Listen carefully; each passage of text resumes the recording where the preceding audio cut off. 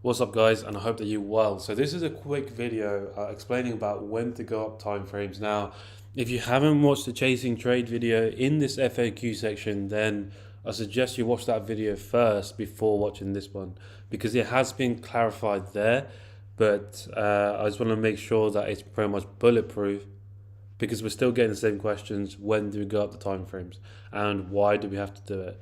So just to recap as to what was mentioned in the chasing trade video. So why do we go up the timeframes and when do we do it? Now, one thing to remember, okay, if it's the higher time frames,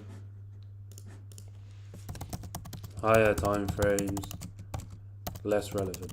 Okay, and I'll explain what I mean by that. And then it's for entry time frames, it is crucial. How do I spell? Am I spelling this wrong? No. Wow, that can't be right, is it? That doesn't look right. Hold on a sec. That's not right. That is so crucial. I can't be getting that wrong.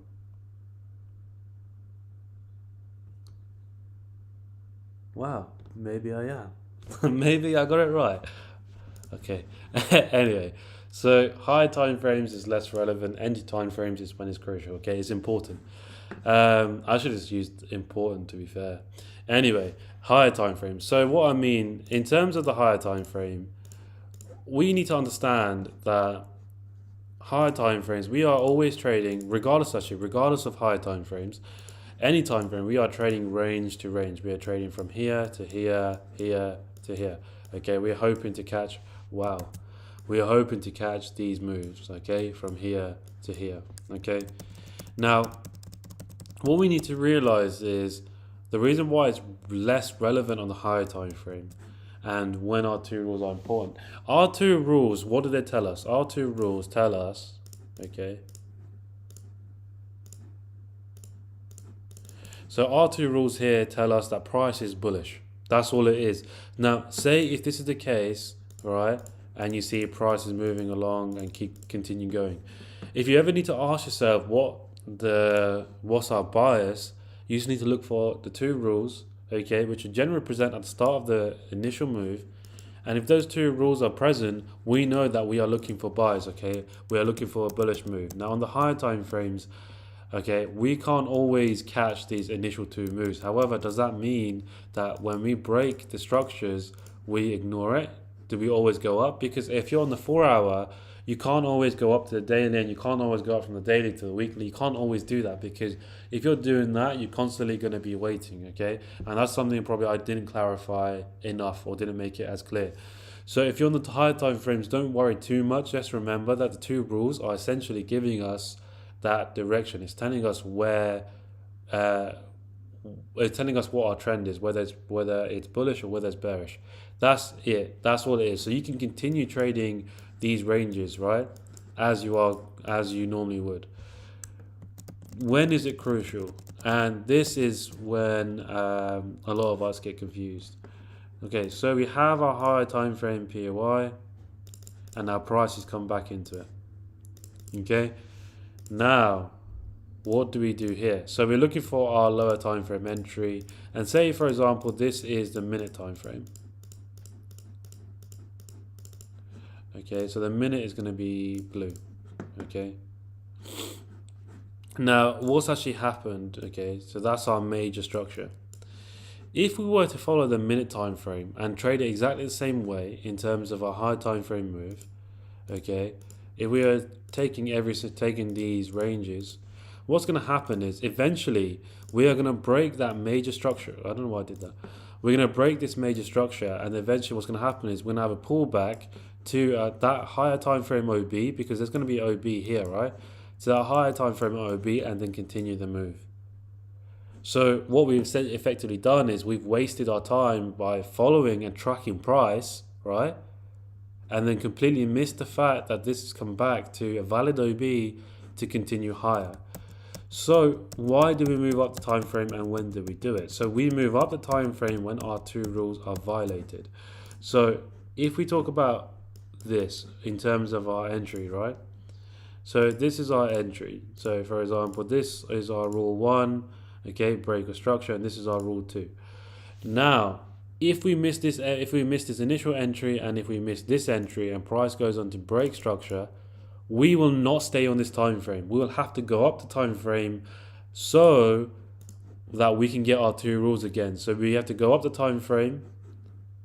Let's make this a little bit lighter. So this is going to be our first one. We're going to go up the time frame so we can see this, for example.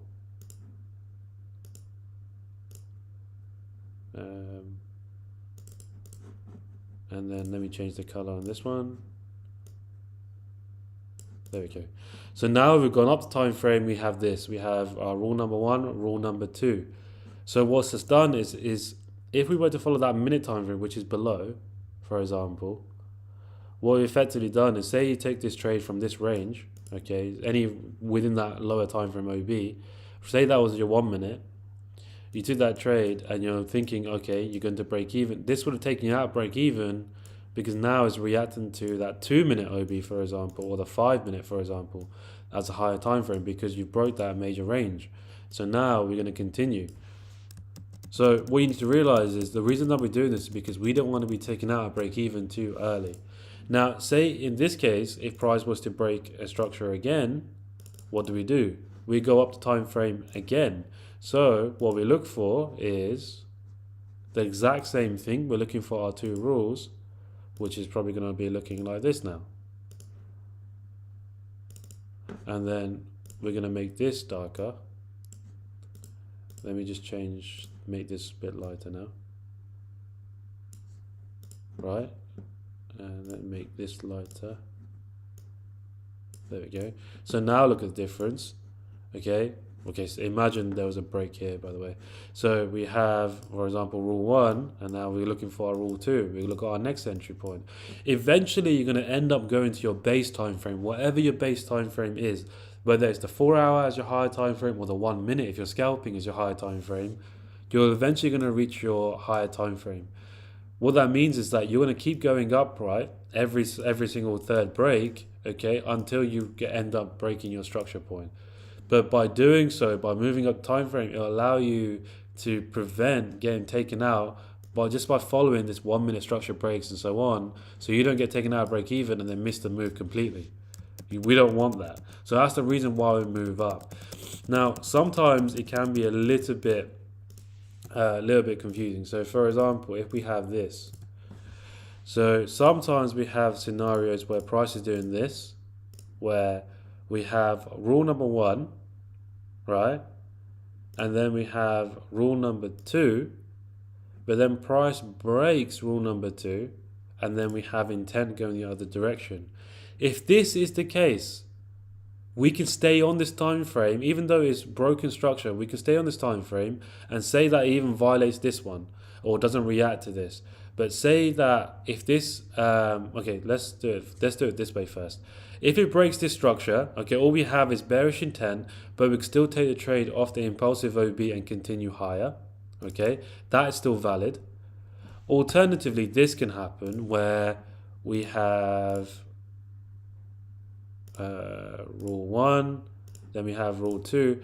This can happen where it violates this one. What do we do now? Do we have to go up a time frame because we're going to have another break? Because we have 1 break, 2 break, potentially have another one.